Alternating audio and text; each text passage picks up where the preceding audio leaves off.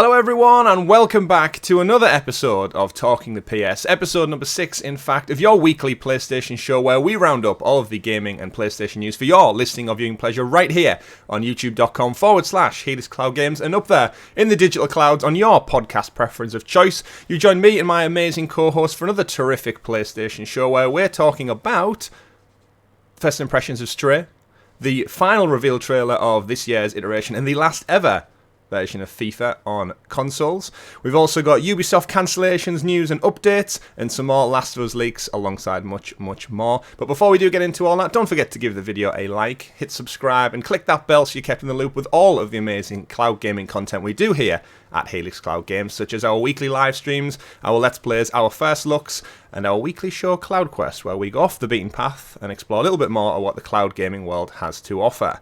On this week's show, you're joining myself, Chris, alongside the panel, starting with the man of many pixels, Mr. Richie. Welcome to the show. Thank you for having me. I like how you're so polite, even though we've done like 150 plus episodes together.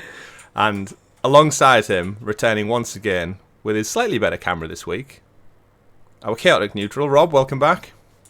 Thank you for having me as well, Chris. You're welcome, gentlemen. Thank you for joining me on. It's not even we're all out in our own homes. I'm not welcoming you anywhere. But yes, we've got a great show lined up talking about all things PlayStation. And looking forward to it. But before we do dive into it, it's always a common thing here. We start with what we've been playing. And I kind of guess that comes into our first topic of the week. But we won't dive straight into it as part of the news. Richie, a certain four-legged feline's been taking the world by storm this past week. Stray. We've got a first look up on the channel via our first ever PlayStation Cloud stream using the power of my PS5 at the same time, but also accompanying using cloud gaming. I checked out Stray. Have you played Stray so far this week? I've played for about half an hour, but then I went back to Ghost of Tsushima. That was the decision you made after last week, was it? I started both God of War and Ghost of Tsushima, and as Ghost of Tsushima sunk its teeth into me. Wow, who starts two massive... Well, I didn't know which one I was going to play, so I just played for about an hour of both of them. Which one do I want to go with? Fair enough. And how far into Ghost of Tsushima are you now? Oh, I'm probably about 6-7 hours or something. So solid. Not massively far. I'm kind of focusing just main story quests though, at the moment, rather than getting sucked into doing everything in the open world. Mainlining it. Sounds like a good approach. Rob, are you still playing Ghost of Tsushima? I've picked it up a little bit this week. The only issue I've had for the entire week mainly is I game in like in this very office, which is kind of quite small, and with the heat, I just haven't been able to stay in here longer than a few hours really. So weirdly enough, I jumped back into UFC 4 this week, which I haven't played that for a fairly long time. I used to be really into 3. I was kind of like in the top 25 at one point. Wow. On the PlayStation servers because I was just obsessed with it. But yeah, I just kind of dropped off, and sometimes you get an itch for like a quick 10-minute game of something which I can do in the heat. It stresses me out too much anyway, but whatever. So yeah, I've just been a bit scattergun this week, but unfortunately haven't had a chance to play Stray.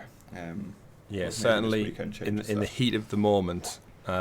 This past week, I think video gaming definitely took a back seat for most people, especially earlier on the week in the UK and across Europe, where we've had crazy weather. It turns out global warming is a real thing.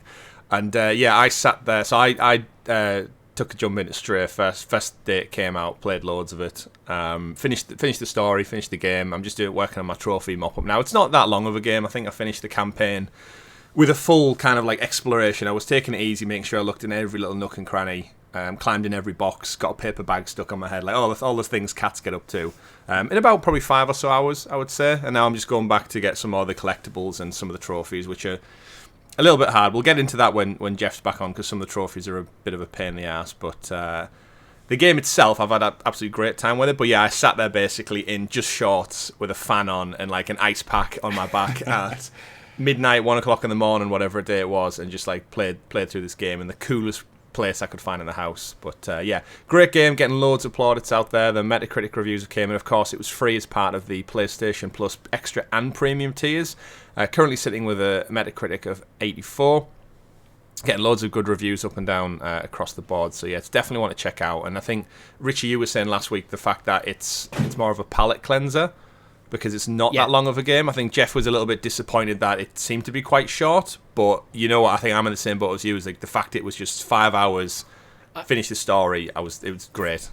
Yeah, from what I've played, I don't think there's that much in terms of deep mechanics to actually have me want to exist in that world for more than maybe like 5 hours, which I'm completely okay with. The game knows what it is, and it's doing what it's set out to do. I've just been reading some of the negative user comments on Metacritic, and Dog some lovers. of them are actually some of them are pretty much. Some of them are quite hilarious. Like just how there's some people saying, "Oh, it should have been open world." It's like it's not what the game is. And accusing the developers of being lazy by not making it an open world. It's like, it's not laziness, it was a design decision. Yeah, I mean, it is also their first ever game from this studio as well, which I think is quite a big ask of them. I know it was getting criticised to some degree because the way the cat moves around, it's so you have to kind of look to where you want to jump to, and you press X, and it's quite a specific jump, and it's like almost to a fixed point. And loads of people complaining that, it should be just like free roam, you should be able to jump on anything, climb. And my take on that was, cats jump very specific. They usually time their jumps to perfection to a degree. So when you're actually jumping on railings and up and down from crates and boxes and everything, the fact that it's like a locked-on jump mechanic, it makes it feel more like a cat. Whereas if it was free reign, you'd be over-jumping things, you'd be falling off in holes, hitting yourself off walls. And it kind of would take away from the purpose, falling off walls, and take away from the whole point. For audio listeners out there, Rob's got some soundproof, and the heat seems to have taken their impact on them. Hope it landed on its feet. Did everyone notice the first one had fallen off earlier? No, I try. Okay, I'll go back and watch it. If you're watching the show, I successfully confidence that one away, but not the second one. The heat clearly getting to everybody. But yeah, again, jumping very accurately, it made me feel like a cat, and the traversal in that game is probably the best part of it. I was just absolutely enamoured with just walking around and jumping on railings and jumping down up on crates. And again, it's a form of movement and gameplay we've not really seen in a while. More games you should play as an animal, as the protagonist. I'm telling you. I think actually during my first look, I went off on a tangent about making my own video game. I think it was about ants, and there's loads of different ant classes, and you have a colony, and you have to live in a world and garner an army in some kind of fortress defense game. But yeah, go check out the first look. I enjoyed it. Are you going to check out the rest of it, Richie? I probably will. Yeah. What I need is like a full evening where I have that 5 hour block where I can just sit and play from start to finish. But before we move on, I actually just do want to read this this comment from Metacritic. Now, this person has rated the game as a 0. Whoa! Oh god! Stray is a nice game that is a very enjoyable thing to be a cat and gives us the opportunity to experience this. The game drew me in with its atmosphere, story, robot characters, and especially the music. I had high expectations when buying the game, but the game gave me more than what I wanted. Thank you to everyone involved. Story 10 out of 10, atmosphere 10 out of 10, characters 10 out of 10, gameplay 10 out of 10, music's 11 out of 10. Overall rating, 0. I just found it hilarious. That's someone who doesn't know how Metacritic works. Somebody's messed up on the scoring there. Yeah. Another part of this story, of course, which is hilarious, is all of the real world cats out there. So everyone who has a feline lying around the home, obsessed with what's going on the television screens. I've seen so many videos of cats watching curiously, jumping at the screen, knocking it off, climbing on the TV cabinet, all of that kind of stuff. And it just shows you how realistic the animal looks in the game. Doesn't actually have a name. He's very much a silent protagonist. No surprise. He's not just called Frank out there with like a deep New York accent, rocking around in the new world. I'm sure we'll see more. And like I said, the game's getting loads of plaudits. So more about that coming up in the future. Right, gentlemen. We also need to move on with the rest of the show because we've got some big news this week. So aside from UFC, Stray, and Ghost of Tsushima, Richie, introduce us to, if you will, the the properly prepared PlayStation perusing points, aka the news. Loads of news this week, starting with big reveal from your annualized sports franchise. That's correct.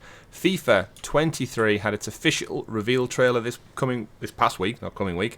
It's scheduled to come out later this year, September time, and the reveal trailer didn't really show us much that we didn't expect. It's the same with all the FIFA gameplays. It's if you're a FIFA fan, if you're a football soccer fan, it's the next version of that game. It'll look slightly better, it will play slightly better. They'll probably flip the attack to defense balancing back and forth as they do every year, just to keep it interesting. The one thing I want them to do is actually make the games more interesting, because I always feel the games play out. If you're playing against AI, it's basically playing the same game over and over and over and over again. So I never feel like there's any no matter what team I'm up against, it never feels like there's any identity to that team. It always just feels just like I play the same way, the AI plays the same way. That's it. So you want them to, like every other team, just add like an arsehole player in there who just snaps everyone and kicks off with the ref and adds a bit of flair and personality. Just have a bit more variety in the tactics that the AI uses. So this is an issue in like all EA games, especially like kind of sports-based ones. Because I get the same in UFC 4, where also for those who aren't familiar, there's like lots of different styles a fighter can have in kind of where they feel comfortable on the ground or striking or whatever, and the exact same thing happens in that game. They all just default to the same type of, almost like an AI meta, which just isn't even challenging anymore because it's so predictable. Like once you figure out the way you want to play against the opposition that works, then you just stick with that through the entire rest of the experience, and it kind of gets quite bland. And you could be playing the same team or like fighter again and again and again, and it's just a skin change, which is, again, it just breaks the immersion of a game for me. Yeah, there's plenty to say about sports simulation. They do always try every year to kind of add a bit of unique flair, but unfortunately it does tend to focus on like kind of the big name stars, the big talent. They get their own like unique celebrations and the way they run and such like that. But yeah, I understand where you guys are coming from with a bit of variation to just mix it up a little bit every single game. Because I know me and Richie, we're both big career mode fans. We're not really one for the online world because we're probably not good enough anymore in our older age. But in terms of starting a career with a team, working your way through, go through the seasons. I actually enjoy the scouting recruitment part, like the actual like managerial elements of it, playing with the transfer window, agreeing on someone's wages and appearance stats. It's a more probably about the statistics than it is necessarily about playing the game for me. But yeah, I love that part, and they have introduced a few new features this time around. So Hypermotion 2 is coming with this one. So apparently features now get a sequel within games. So Hypermotion was the motion capture they introduced in last year's iteration of FIFA, where basically they put a bunch of coloured bobbles on a bunch of players out there, and they've actually gone and recorded full motion football games to try and get all the dynamics in and the way they move and jostle with each other.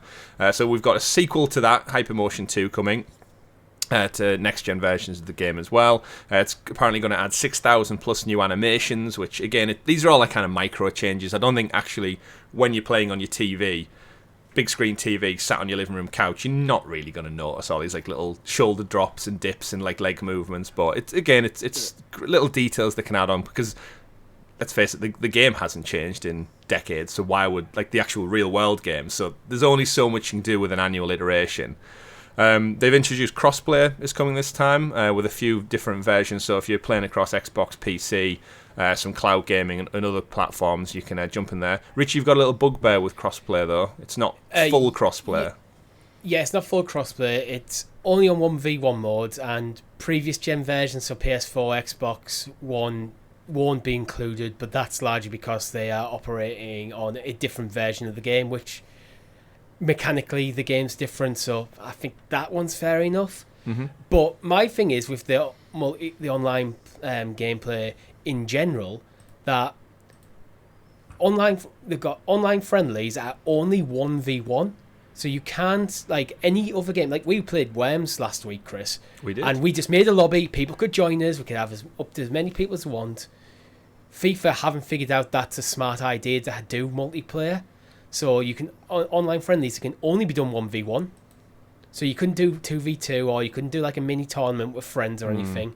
you have to use like the weird game with like online seasons and it doesn't stuff work. like that, which I've just when we tried it with FIFA 22 and we just found it just to be rubbish basically.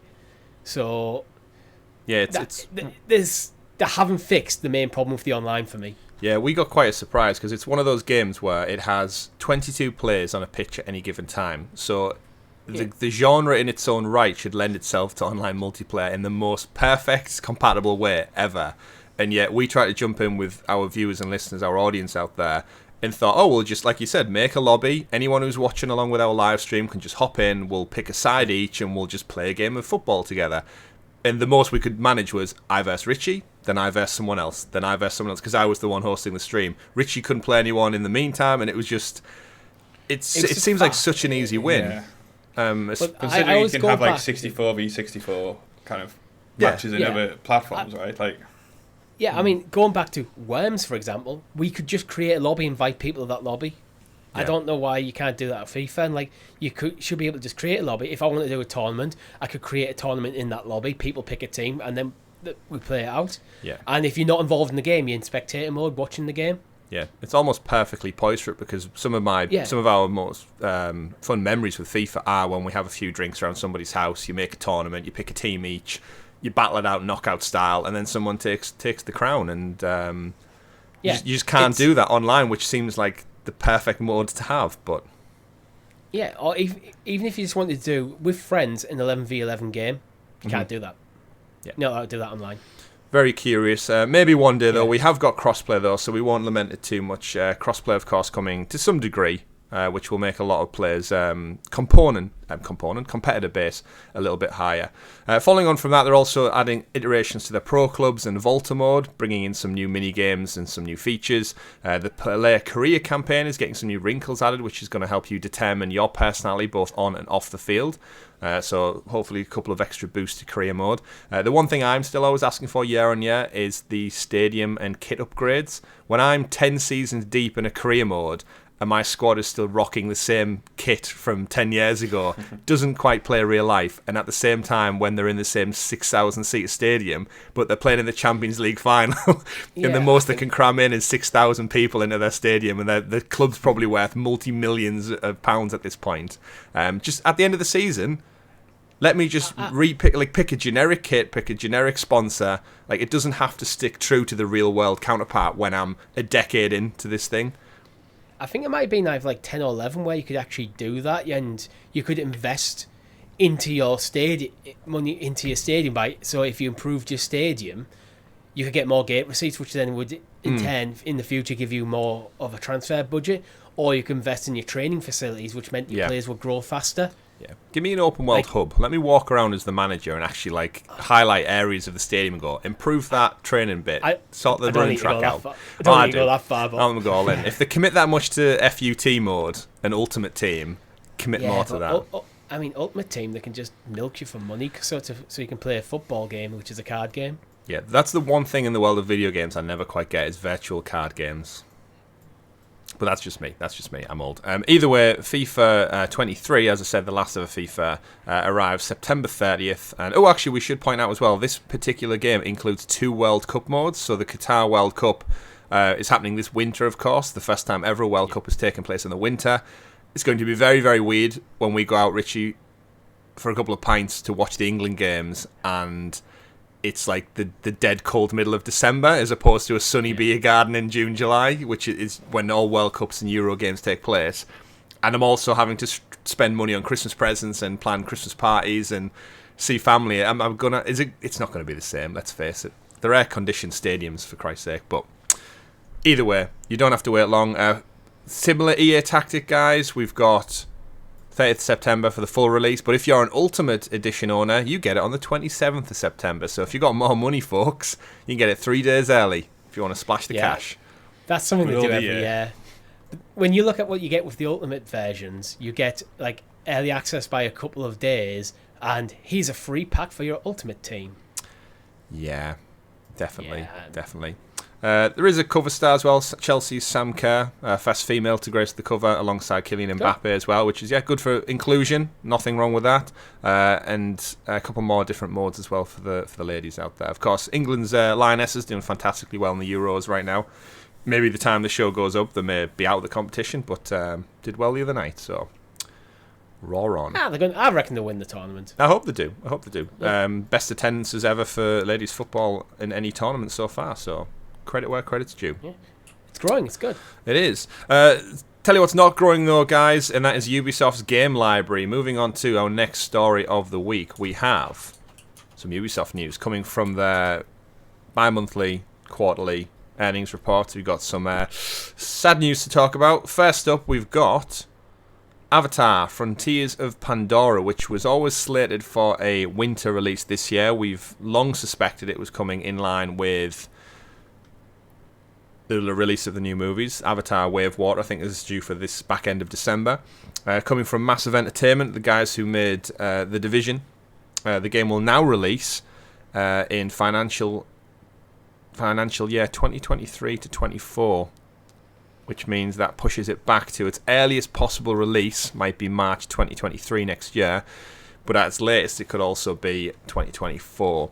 Ubisoft hadn't actually given a concrete date for this one.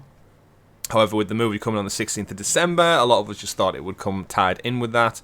Of course, there are a few movies slated. I think James Cameron's shooting 3 of them back to back to back, so there's a bit of wiggle room in between if the game's not necessarily linked to the movie. However, it's a big AAA game that we were expecting in just a few short months that's no longer arriving. Rob, where do you sit on the Avatar franchise front, and is this a surprise? I'm not a huge fan of the franchise, I'm going to be honest.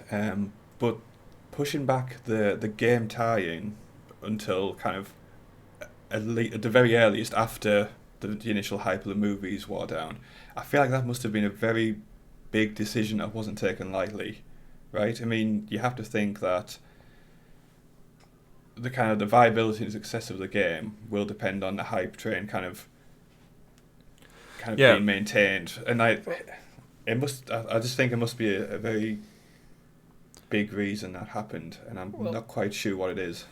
For me, we're describing Avatar as a franchise, but I don't think it is a franchise yet, because there's only one thing in the Avatar world that they've released, and that's the first movie, which came out quite a while ago. Yeah, we're talking. So the next film, now, right? the next film will be like, this should be the thing that turns it into a franchise.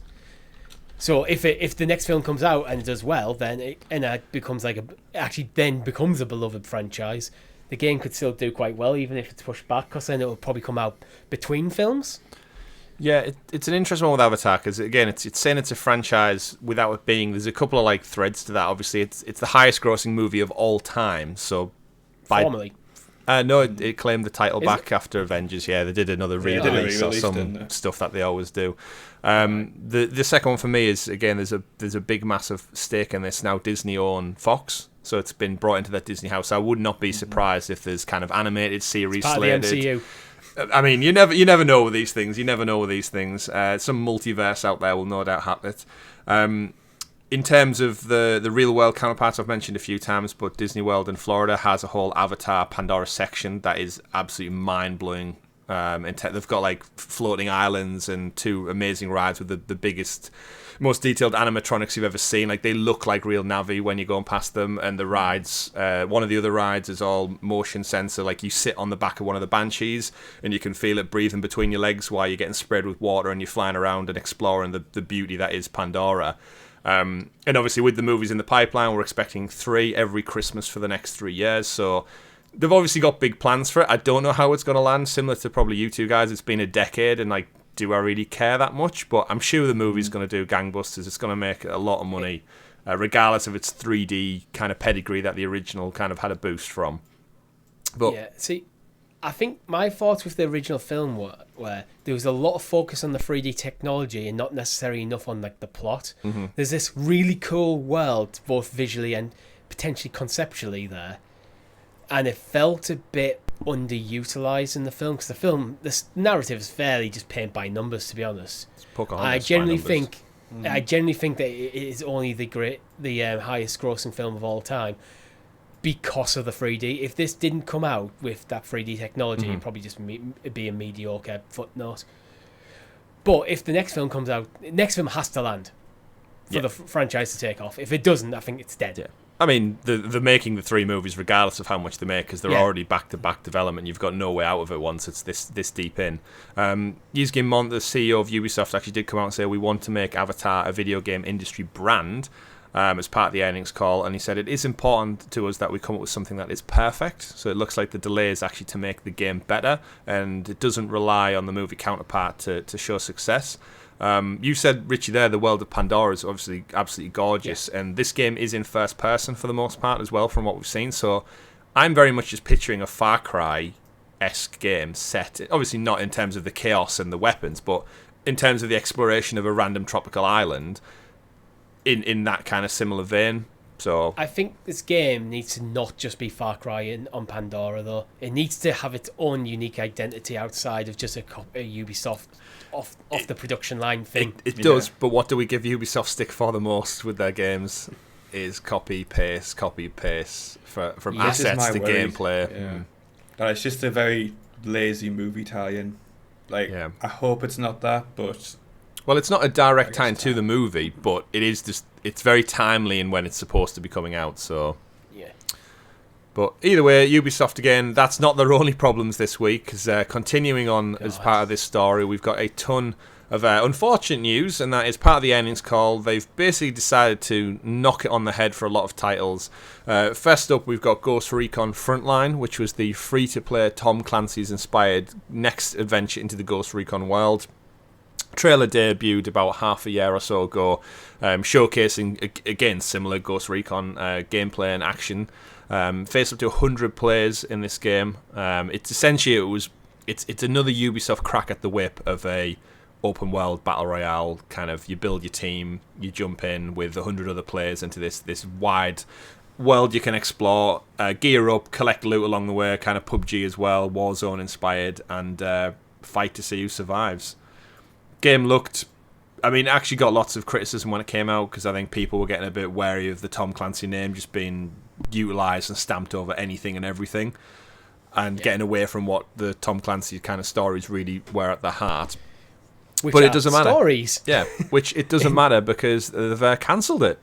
Richie, how do you feel about this? Is this a bold move, or is this Ubisoft just reading the tea leaves and thinking, we can't have several of these projects we've got more important things we need to address than another failed free-to-play open world battle royale kind of thing? I think Ubisoft are going through like an identity crisis at the moment, where they tried to pull in a certain direction, going more games as a service, and pretty much everyone is turning around and going, why are you doing that? That sounds like a bad idea. Don't do that. We don't want NFTs. I don't think Ubisoft know what they want to do, so they're just attempting to just churn out things. They'll go, free-to-play Ghost Recon game. Everyone goes, oh, we don't want that. So a couple of months later, they just cancel it, and they're like, I really don't think they have any idea what they're doing at the moment, because it's not just Ghost Recon. There's other stuff's been cancelled. They're just hacking and slashing everything. At the way it's going, they're just going to be Far Cry and Assassin's Creed and nothing else. Yeah, it follows kind of on the back of a couple of failed projects. Obviously, Hyperscape was the kind of sci-fi battle royale that they had last summer that did not last. I think it wasn't even on the market a year before they pulled the plug on those servers, which is crazy to think the amount of investment that went into it. They've got another couple of Ubisoft things in the works that, as far as we're aware, is still going. There's the Division Heartlands is still a thing. Tom Clancy's X-Defiant, which was ironically enough rebranded just X-Defiant, so they've got rid of the Tom Clancy name from that first-person shooter. That's another one I could see falling by the wayside. But it obviously lets them focus and readdress. But yeah, I think you're completely right, Richie, that they've kind of got in their mind they want to approach this free-to-play or this monetizable open world thing, and I think off the back of Fortnite, as most companies have done, and PUBG, and then Apex Legends after it, I think Ubisoft is still looking for their cash cow that can be a games as a service that brings them in money all year round, and they'll keep throwing shit at the wall, and eventually I think they're just hoping one of these games is going to land. But I think the market for that type of game is just so saturated now It's how do you get in? The ironic thing is, because they're very reactionary, they're always behind the curve with this sort of stuff. They're not setting trends, but their single player things like Assassin's Creed always sells for them. Yeah, despite that being a single player mainly narrative focused game, they're pulling the entire organization to a different direction. Then you got things like Division 2's always done really well for them. But that game is one that doesn't feel just off a Ubisoft production line. It's very much its own unique identity. Then you've got things like not Ghost Recon, Rainbow Six Siege. Again, Rainbow Six Siege has its own kind of unique identity and does well. It's when they try to just churn out, everyone's into this sort of game, let's just do that. It always just fails for them. I think, to be honest, I may be being a bit harsh here, but I think they need some changes in like upper management, some fresh blood, some new ideas. Because if it's the same people making the same decisions, all the time, Ubisoft has been lacking creativity for a long time, in my opinion. Yeah, it's been a while since they've put out anything actually new that's their own. Like they've got a Star Wars game that's still being worked on by, ironically, the Supermassive team. You've got obviously the Avatar game we just mentioned, based on like the large IP though. Like, where is the Ubisoft? Like, they own it themselves. Make it from give me a new game. And like we know this. We know the Prince of Persia thing is going through problems as well. It just seems to be problem after problem at the moment, and it seems to be stacking up for them. I wouldn't be surprised if this pushes through the purchase. We know Ubisoft, we spoke about it on the Sounds of Stadia podcast a few months back, Richie, but like Yusuke Mon actively came out and said if someone came in to buy us, we would listen. We wouldn't necessarily accept it, but we would be open to offers. And I think all this turmoil just leads to me thinking every one of them board members was like, can we just get it out? Like, come in, drop a few billion on us, and we're done, because it seems to be stacking up quite a lot against them right now. The problem is, the more of these sort of bad decisions or questionable stuff is, the more they're going to push the value down. That's why I think a quick sale. Even Assassin's Creed, which is arguably their one franchise that, well, alongside, say, Far Cry and a few of the others we've already mentioned, Assassin's Creed is kind of their only real solid cash cow at the moment. Even that, every single game comes under a lot of criticism. We still buy it, but like, you have to consider as well, like, the past 3 years has been somewhat of a gold rush for entertainment companies in terms of Netflix is flew, like any streaming services flew, largely because we've just had to occupy ourselves more indoors.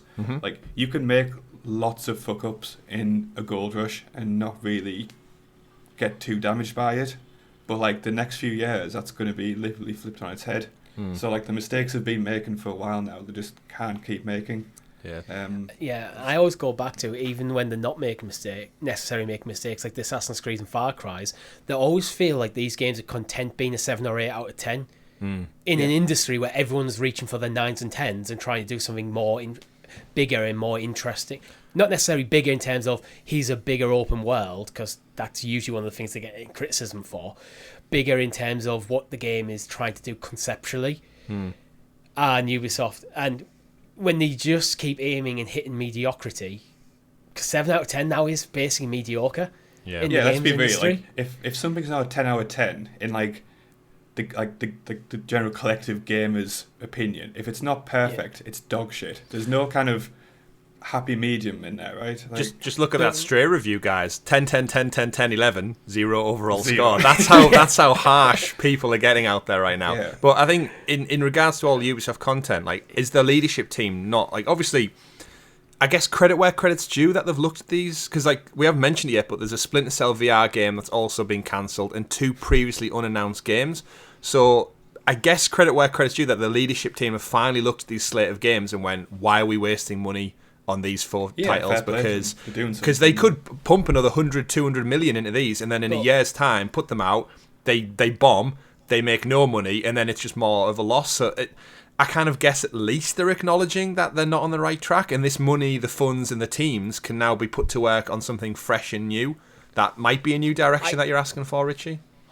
I think it sounds like to me that they're consolidating. They're getting rid of some potentially more risky projects, or I wouldn't be surprised if the unannounced projects are stuff that they finally read the room, went, "Oh, these are not going to go down well with players, where the way industry's going."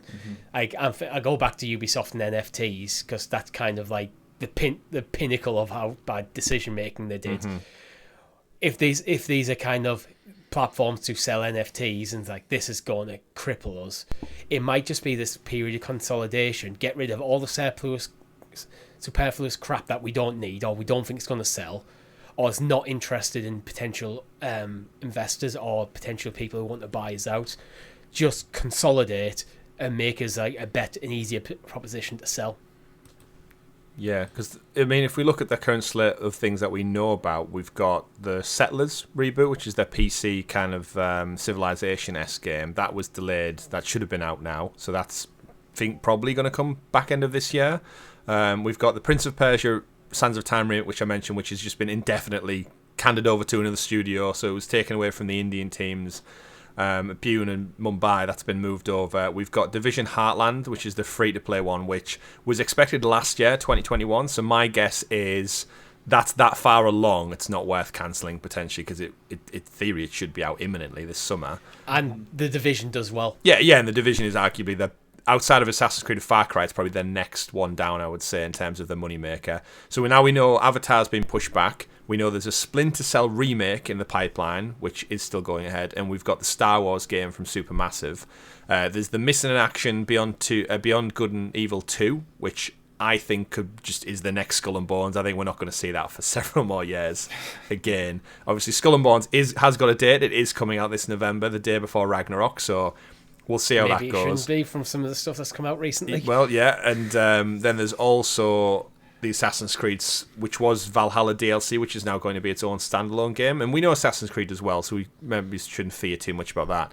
But just the sheer size and scope of Ubisoft's teams, they employ thousands of people across multiple countries. So them actually cancelling 4 projects does free up a lot of people. And Yves Guillemot did come out and reiterate that despite all of these ongoing issues and problems the company's having, they're still aiming for over a 400 million operating profit this year. So, you know what, you can run a bad business, but when you're still turning over that much money, it's not all bad, is what I'm saying. And at least they can reinvest and focus on maybe filling some of the gaps in the library they wouldn't have otherwise had. I think I always get frustrated with Ubisoft because it feels like there's so much potential there. They've got some great developers, and it just feels like they're just getting, again, I always come back to this concept of a production line with them. Everything they do almost everything they do just feels straight off a production line, which just, the games never feel special to me. They just feel like, that was an enjoyable way of spending some time. Let's move on.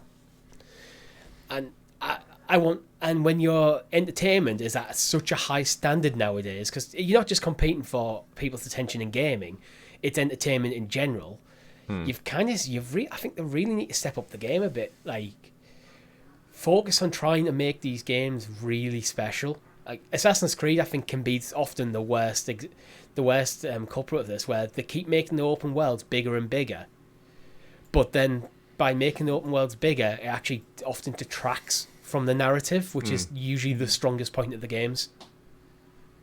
Yeah, and yet it's the highest selling Assassin's Creed game ever. Yeah. So it's so, again, you can understand why in the boardroom they have problems with what's put into it, because obviously the devs might want to tell a locked-in story, but then when they look at all the statistics and go, yeah, but every time we crank up the size of the world and the map exploration, we make more money, so can you do more of that? Map goes up, profits go up. There's the correlation. It's a straight shot to money. Speaking of large maps, the last kind of little nook on the end of this Ubisoft list is rumours are also out there that Immortals Phoenix Rising's reported sequel is now a spin-off, and it's going to get a Polynesian theme, so it wants to be visually less of a copy of Breath of the Wild. And the actual Immortals, I said earlier on, I want them to focus on some new IP, and ironically enough, the Immortals Phoenix Rising, previously known as Gods and Monsters, was an absolute delight. I had a fantastic time playing through all of that game, got the Platinum Trophy in it, enjoyed loads of the DLC as well, and that was actually a bit of a breath of fresh air for me. Again, very Breath of the Wild inspired, we know that from the art style. So apparently the sequel is now no longer a sequel, it's a spin-off with a Hawaiian Polynesian theme. So they're getting away from Greek mythology. They want to give it its own unique art style. Don't know if it's going to carry the same Phoenix protagonist character. Apparently it's going to have the same narrative by one of the gods over talking, over like kind of narrating the whole story, which was quite nice. I really appreciate the comedy in Immortals Phoenix Rising. Bit disappointing they're not just going to carry on her story. I'm not sure if she's the main character or not, but it seems like it's a franchise that the Assassin's Creed Odyssey team were given to go and create something. They did a great job with it, great art style, beautiful game. And then now again, is this Ubisoft higher ups just meddling a little bit? Because the DLC featured a different protagonist in the second DLC, I think. Yeah. It went off into another world, and then now the sequel is now a different area with a different art style, and it's kind of got me worried that you had something, and rather than iterate on it, you're now breaking it up and making it into something different. I kind of have the same thoughts as you, Chris. Like, the actual kind of Polynesian theme, like, really interests me. Mm-hmm. Just in terms of, like, it's not something I'd typically learn or encounter, so it'll just be nice to kind of get immersed in that. But, yeah, they have, like, a really good first iteration, which is what I would call the first game. There's definitely... I don't think there's any risk in iterating on that. It's not going to kind of become stale at this point. Yeah, I'm kind of the same with you, but... Yeah. I'm in two minds. One, I can see the appeal of just going, we're just going to make Immortals Phoenix Rising 2, just going to pick up pretty much where we left off with Phoenix, keep it focused on the Greek stuff. But then I also think, like, by moving to, like, Polynesian now, it sets a precedent up so every game will set focus around a different, like, culture, which can give them so much license to explore more that's out there. Yeah. It does. So I'm in basically two minds with it. So. It does, but having played the game, everyone who's finished it knows it focuses on 4 gods from Greek mythology, and they literally don't they tease like the remaining lineup of the Mount Olympus gods, and it's almost like, oh well, they'll be in the sequel. Like you never actually, like, I think Hades is only in like the back part of the game, whereas he should be a bigger part to play. The second DLC I've just remembered was you played as a character called Ku, which was Chinese mythology, and it focused on Chinese dragons and a little bit different, and that felt like that could have been its own spin-off, and yet it just got landed as the second part of a 3-set DLC. And yeah, now they're going Polynesian, which means like different gods and a different character. I mean, even just timeline wise, unless Phoenix is immortal, I guess, because of the name, but yeah. You get where I'm getting at. And yeah, it seems weird that it's Assassin's Creed again, like doing it over, but they get to add this like comical, fun, more like family friendly side to it.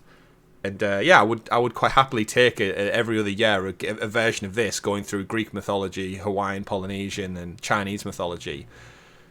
But I guess I'm gonna have to see more to see what it is, but I mean, just because we get a spin-off doesn't mean we're not going to get a sequel as well. Yeah, we know Ubisoft like to fish these things out to everyone, so for all we know, we might see more. Hey, they've got a couple of studios who are doing nothing now.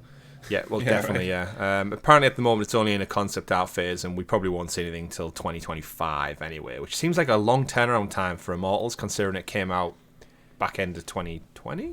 Probably, but you imagine with something like an Assassin's Creed, as soon as the first game's done, they'll immediately start working on the next one. They'll probably be even working on elements of the next one while they're making Valhalla. Yeah. Immortals Phoenix Rising, with it being the first one of the franchise, you don't know how it's going to land. True. So they probably didn't really start any work on the sequel till after they start seeing the sales numbers. Mm-hmm.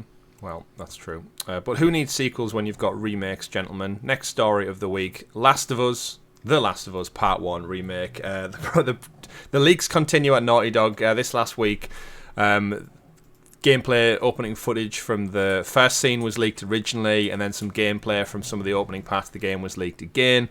Don't know what's going on there, but they definitely need something to plug a gap over at Naughty Dog. It's weird because it's such a unique situation, because it's not spoilers because the game's been out for 9 years, but visually the way this game's getting there, is it worth the money conversation, and then does it need remastering? It seems to be getting some unnecessary flack. I think a lot of it comes off the back of the story decisions made in The Last of Us Part 2. Still has a lot of players irked a little bit. I'm one who's all in for this. I cannot wait. I'm quite happy to pay £70 for this game. PlayStation actually released a full video showing off new gameplay features Ironically, a day after the leaks, so once all the footage was out there, they then revealed a 10-minute trailer basically breaking down new gameplay, comparisons, opening scenes, and it just looks gorgeous. I really can't wait to play this one from the ground up. Obviously, no spoilers, gentlemen, for anyone who hasn't played it. This is definitely aimed at an audience of either people who didn't play the first game, they're looking forward to the HBO series, but I think this game's going to sell gangbusters already.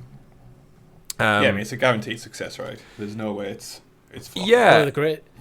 One of the greatest games of all time, getting a remake. Yeah, it looks so good. I like the concept that it's bringing it in line with the second one. So if you play them both back to back, they're visually going to look on equal footing. They've added a couple of new features in with accessibility, which looks fantastic. They've when you pet the giraffe, the DualSense controller is going to make it feel like you're stroking a giraffe. So I have no real world concept for what that feels like, but hey, yeah, I mean, I'm down for it. They could make that feel like anything, and I would. They could, yeah. There's a very small percentage of people in the world who know what stroking a giraffe feels like, but you're going to get to relive it through your DualSense. They are also getting praise for their accessibility. We know Last of Us Part 2 won loads of awards for accessibility features, and this is actually the first game that's going to have audio descriptive narrative over the story. So within the trailer, it actually shows the opening scene with Joel and Sarah, and there's actually like a full audio description at the top saying Sarah comes into the room, it's dark, they sit down, Joel says his line, then says Joel looks disheveled and tired, and it's like, if you're out there and you're either hard of hearing or these accessibility features help you, that's fantastic that the industry is getting to a point now where anyone who's got any disabilities or anything that prevents them from enjoying these games out there, it's an option in the settings to help them out. There's like color coding where enemies are bright red and you're in bright blue, and you can slow down time and stuff. And like, we've gone so far beyond just subtitles now. It's great to see as well. And Naughty Dog out there doing their absolute best to make the game accessible to all. Again, it's just Naughty Dog trying to kind of bridge the gap between almost like a movie experience with all like the accessibility and like audio descriptive thing, and just taking it to a next level in games. And that's always been their kind of modus operandi for the past kind of couple of years, right? So that's it. Gaming's for everyone, so especially if you're a narrative focused game, why not make it so everyone can play you? Yeah Definitely. The biggest thing for me, I must have played through this campaign about 7-8 times now at this point, because I've got the platinum on the original PS3 version and then the remastered version as well. So that's at least, you've got to do it on normal, then grounded, and several playthroughs. But yeah, Steve Saylor, who's he's popular on Twitter for championing kind of like disability and stuff. I think it's Able Gamer, I think is his channel. He tweets out very clearly, "I don't care what you think. To me, if The Last of Us Remake makes a barely playable game for disabled players to an almost fully accessible game for disabled players, that is 100% worth $70, period." And it's like, yeah, you're completely right. And again, this game, all the people complain about, doesn't need a remake. Like, just don't buy it. Just don't play it. Like you two said, I think Jeff said, it's not worth it for him. Yeah. That's literally my stance, is that I'm glad this remake is there. I have no intention of buying it now because I'm okay with if I want to play Last of Us, going back to, I've got the PS4 version, I can just play that. However, I am not everyone. There's people who've never experienced this game, and they've been able to now and will be able to experience it for the first time in a better way than I did. Yeah, like when you get that itch, Richie, to go back and play it. Maybe when the Last of Us Part 3 is finally announced and it's like 6 months out, and you think, you know what, I want to go back and catch up. You then get to go back and catch up to the best looking version the game's ever been. Or when it comes to PlayStation Plus eventually. Yeah, part of the catalogue library. I think The Last of Us Part 1 remake is almost inevitable to come to PlayStation Plus within a couple of years. Yeah, definitely. The way they've got pushing PlayStation Plus. So I mean, there's a PC variant coming out later this year as well, which we know how awesome the PC sales are doing and how much. I'm waiting to see like the Last of Us mods. Like we've seen the God of War with like the Simpsons and Homer fighting Ned Flanders instead of. Someone's going to mod Thomas the Tank into it. Yeah, of course. Thomas the Tank is going to be the bloater that chases you in the sewers. Like, it's going to be scary as shit. But I'm all for it. And when it comes to remakes, if they look better, then that's one of the best things about it. I can't wait. But it comes out my birthday anyway, so I'm going to play it. I'm sure we'll see more of The Last of Us as we get more leaks leading up to the launch anyway over the coming weeks. Spinning off from The Last of Us, actually an interesting one coming from former Uncharted and The Last of Us director Bruce Straley, so absolute famous veteran in the industry. He spent 18 years at Naughty Dog, serving as co-director on multiple massive titles, and he left the industry in 2017 because he didn't want to make games anymore. However, he's back with a brand new studio, teaming up with other veterans and experts. And quoting from a Video Games Chronicle article, he says, "The way I see it, I keep thinking about this medium and everything I've done and everything I wanted to do still, and this idea kept following me. So I grabbed some friends and we started prototyping. At the start of the idea, it was getting good. I started to become exciting again, and then I realised I need to make this game. But I'm not going to make this game. But if I'm going to make this game, I have to build a team. If I build a team, I have to build a company. And well, we're going to do it, and we have to do it the right way. It has to be inclusive, equitable, and collaborative. Full of big heart people that can grow both personally and professionally." So he's literally out there. He's launched his new company, Wildflower. Wildflower Studios, Wildflower Entertainment. Remote working, similar to what we discussed last week, Richie, regarding Haven. And he's got staff who are familiar with working on the Call of Duty series, the Pathless, Abzu, the recent Kena Bridge of Spirits. So loads of people coming on there, and they've got a plan for a new game. So this is one I could see Sony buying them within like 6 months, like they did to Haven. Yeah, I was going to say 12 months. But you know what? I like the story because it's a guy. He's probably a bit burnt out. 18 years at Naughty Dog is a long time. Working on some massive games. Crunch. And to go away, a couple of years away, it's like, you know what? I'm back in. He clearly has a passion for the industry and for gaming. So yeah, more power to him. Yeah, I actually till Sony buy him. Yeah, I actually love the way the video games industry works. That people get to kind of the height of their job role, where they're like their CEOs, their boss, whatever, and they're kind of just like, I've done everything I need to do, and they step away, they retire because they're millionaires at this point, a lot of them, and then they have a bit of time off, and they go, you know what? Let's get back into it. But then they get back into it like with their own thing. So if anything, it just helps grow the industry. And like these could come, and again, his experience he's got with some of the best games of all time. Well, him garnering and making a new studio is like the potential is huge, and it just means there's more variety and more games for us players out there. It's like I'm buying whatever he's attached to. Like, let's be honest. Like his the pedigree alone, right? Is like it's gonna be good. The best two Uncharted games and The Last of Us, he was the core game director on. That's a good enough legacy for anyone. Yeah, and the talent he must attract as well, is there must be other people out there who are kind of feeling maybe similar jaded, or they're reaching the point of the career where they can't really step up. Or go join Bruce. Maybe they're working for, like, there's people who've worked on Call of Duty. Maybe they're just tired of working the massive corporate structure of Activision, want to go join something smaller. They do say, like, in a lot of careers, as you get promoted, you get into a career with this idea, I want to go do this thing. And often you get promoted away from that.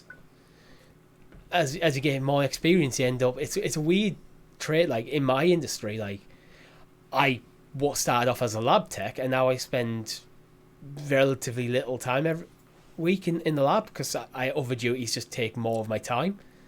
It's just the way careers often go. So it might be a lot of that sort of stuff where it's a smaller, more indie team... He could probably be more hands-on and actually in the game rather than just in board meetings all the time. Yeah, it could be. And again, you've got to wonder how many people out there, like, to throw it back to Ubisoft or whatever, who like are maybe working at Ubisoft right now thinking, I don't know what this company's doing. And then Bruce is over here recruiting for a brand new team, working on a brand new exciting thing with collaboration. And the opportunity must be like worth the punt alone. Yeah, the pull must the last be project, insane. the last project I was working on come to an end. Oh, Bruce is back and he's starting his own team. Yeah, I want to go work for him.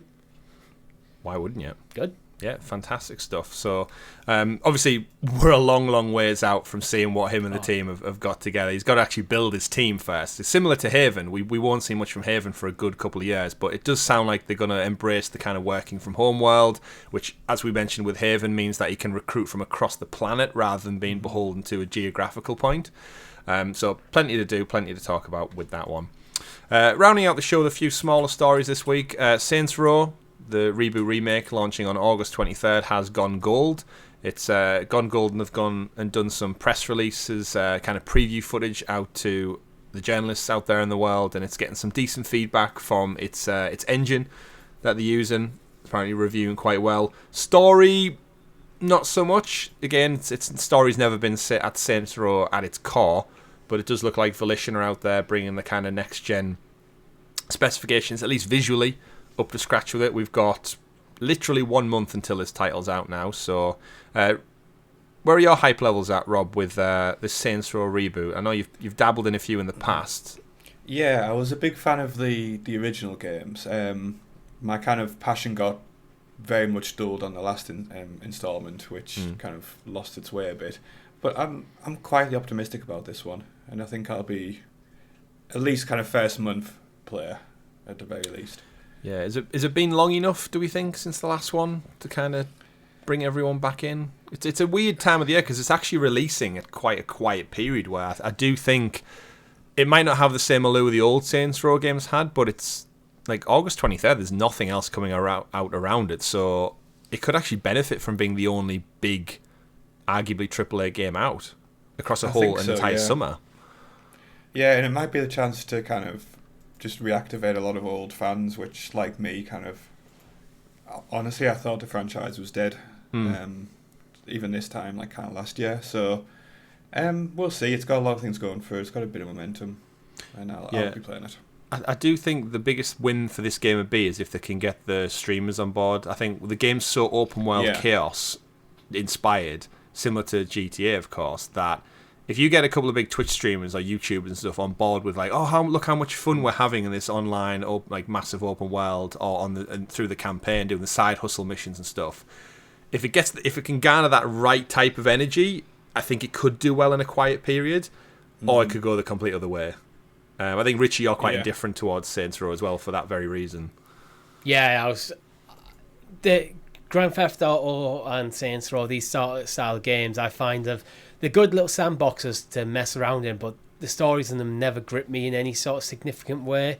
So I'm always just like lukewarm on them, and so unless this game comes out and it's like hitting 9s and 10s across like all reputable media, it's probably a pass for me. Yeah, it has to do something special to really capture my interest, and so far I've seen nothing that I see. I think it's going to be decent, but it's not what I'm looking for.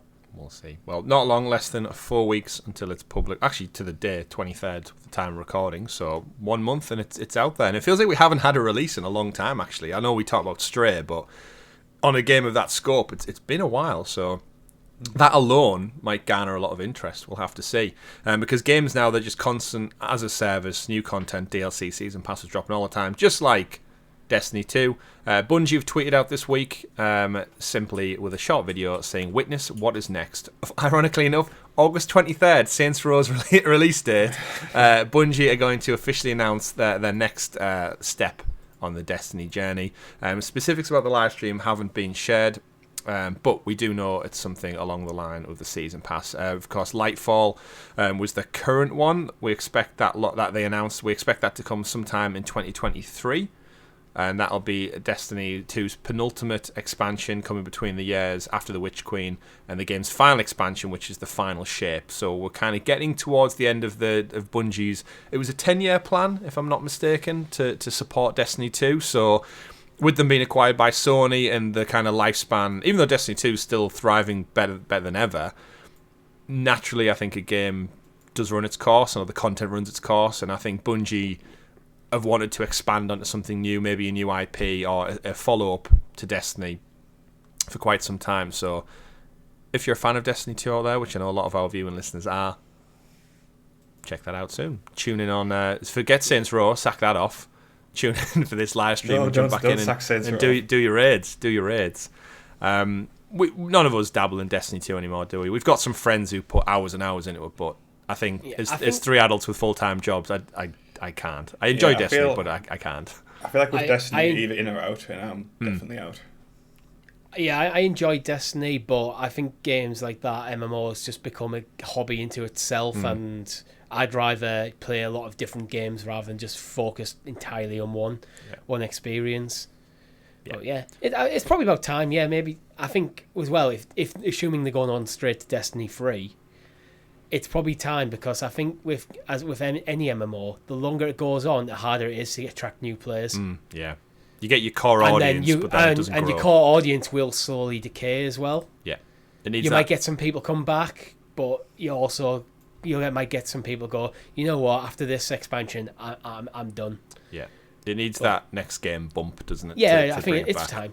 Yeah, I think it's time. And let's face it, just ditch the number, guys. We don't need Destiny 3. Make it Destiny Universe, Destiny World, Destiny Galaxy, whatever it might be. Just make it your platform, because it's one of the best examples in the industry of a games as a service succeeding. Bungie know what they're doing. Just ditch the number. Make it a world, and just keep adding to it. And they did well with Destiny 2 to keep the original content from Destiny 1. So if they just follow on that thing but add a new kind of like marketing push and launch for a third iteration, then I think it could do well. But we'll learn more about that, no doubt, some point next year. And final one for the week, just throwing it in as a nice little fun one. Fall Guys, of course, went free to play not too long back. It's garnered a massive audience of following again since it went on Xbox and Nintendo Switch. There has been a leaked video this past week of the upcoming Sonic the Hedgehog inspired game skin cover, gameplay zone, whatever it is, and it's funnily titled Bean Hill Zone. And if you guys have not seen the footage of this yet, it's basically all of the bouncy springs, all of the coloured ramps, and the green and brown and orange checkered Green Hill Zone Sonic the Hedgehog inspired thing, and all the costumes with Knuckles and Sonic, but as these little Fallout guy beans. Looks really fun. Again, I have a great time with Fall Guys, but similar to the Destiny situation, why would I want to play this for hours on end when I could experience like a whole new game in Stray, a new world, new character, and that kind of thing. But every time I've played Fall Guys, I have had an absolute laugh with it. And I love Sonic. DLC is this DLC free? It's probably season pass. We don't know yet because it's leaked. Yeah. But because if it is, we might have to do a stream. I mean, this does look like the best kind of 3D Sonic experience we've experienced, right? It's like it looks genuinely great. I can't think of a better one that the Sonic team have actually, the Sega team have actually done themselves or whatever. You know, it's like, I think the best thing the Sonic team have done in a while outside of Sonic Mania was, have you seen on their Twitter account the other day? Yes. They did this thing where they just post a picture of Sonic when for every 5,000 likes we'll increase the length of Sonic's legs. I did see that, yeah, very random. And then I saw it got to a point where I think they had like 175,000 likes. So every like 10 minutes they had to put out a new picture where Sonic's legs got longer and longer. And then he ended up in space, and then he went past space. He went through the moon, blew up the moon, went through, and then the actual Twitter account had to like put an end to it because like, right, we have to stop here before Sonic destroys everything with his crazy long legs. But whoever's the Photoshop team over that Twitter handle must have had a right laugh this week. They need to animate like the speedball with the long I legs. saw it last night and it's like, this is fantastic. Like it's ridiculous. It's utterly ridiculous, and I love it. Yeah, it was when I first read it, I was like, what do they mean by his legs get longer? And then saw the next tweet, it was like, oh, they're literally just going to take the photo, make his legs longer. And then I was like, well, what are they going to do when they run out of space in the image? And then they zoomed out till he was off planet, somewhere in the solar system with his crazy Sonic long legs. You got to laugh there. Don't at the Sonic Twitter handle account, because they're ruthless when it comes to it as well. Like shoot you down. But they're on the Sonic account. They've got nothing to lose. Okay, they haven't. Yeah, you haven't got nothing to lose. But yeah, Fall Guys DLC. No doubt we'll see some announcement probably at some showcase imminently. After they've recently celebrated 50 million players on Fall Guys. Whether they're active or not, they're always a bit funny with these numbers. But it goes back to what we said about Ubisoft and like how they're clamoring for that games as a service success, and here's Fall Guys, which is a couple of bean characters running around a giant, essentially a soft play area as a battle royale, and it's got 50 million players, and Ubisoft's out there cancelling Hyperscape, cancelling Tom Clancy's Frontline, and you do wonder. It's almost business as is if it's funny. something unique and interesting that people actually gravitate towards it. I mean, on conceptual level, like Fall Guys is such a basic game, but like it came out the right time. It came out as the pandemic hit as well. Yeah, so everyone suddenly locked at home. So video games became this very social thing for people who don't typically involve themselves in games. And it got pulled up by streamers as well, right? Yeah, 100%. Yeah, but there's a lot of people who were playing it like just socially, because this is the way they could interact with their friends and family. Yeah, and it's simple enough mechanics that anyone can pick it up and play as well. It's literally jump and dive and grab. It's 3 buttons that you need to know. It's in that kind of category of games alongside like Among Us and Animal Crossing, where they just got such a boost because of the pandemic. Yeah, certainly did. Just like hopefully this show will, ladies and gentlemen, because that is it. That's all we've got time for this week on episode 6 of Talking the PS, your weekly PlayStation cloud gaming show where we round up all the juicy Sony news for your listening or viewing pleasure right here on youtube.com/Helix Cloud Games. And up there on podcast preferences in the clouds on your digital podcast preference of choice. That's been a great show this week. Thank you very much to my 2 co-hosts who've joined us on the panel. Don't forget, if you haven't already, do give the video a like, subscribe and hit that bell so you're kept in the loop with all of our great content like our live streams, our let's plays, our first looks and our amazing episode of CloudQuest, our weekly cloud gaming topical show that drops every single Friday on free feeds. Or if you are a Helix Hero, you can support the channel a little bit more by clicking join below. From as little as 99 pence, you get that content up to 6 days early alongside exclusive stickers and badges and much, much more. Also, if you're into cloud gaming, why not check out the Sounds of Stadia podcast, episode number 148. Went live yesterday on all podcast services and YouTube as well. Nearly 150 weeks, Richie. We've been doing that straight. It's big, scary numbers. And here we are on episode 6 of Talking the PS. But let's round out the show. You can find me at CyberChris2077 on Twitter. You can find me at RichieC89. I thought you were going to introduce me. I know, I usually do. And then I thought this time I'm just going to give you an awkward curveball. And you can find Rob repairing his soundproofing behind him for the next show that we do. Hop on the Discord, I'll do a live stream of me how to fix your sound cubes. Also, how to fix your internet, because you've got 3 minutes until your weekly internet cut-off point at 1 o'clock. I know, right? Yeah. That's going to go. That's why we are rounding out the show. Folks, join us on our live streams. We've got some plenty of video content stuff going up on the channel. If you want to join us in our Discord, that is always there. There's plenty of gamers talking about, ironically enough this morning, footballers made of chocolate. That's how random the conversation gets over there. And also check out our good friend Jeff, the trophy hunter, the trophy tickler in fact himself. If you want some trophy reviews, gaming conversation, check out at Platinum Jangus on Twitter and YouTube for more great videos over there. But that's been it for this week. Talking the PS will be back next Tuesday. It's possibly early for our Helix Heroes. Have a great week everyone, and remember, play whatever makes you the happiest. My name's been Chris. I've been Richie. And I've been Rob. Soundproof paneling. See you all next week, folks. Happy gaming. Goodbye.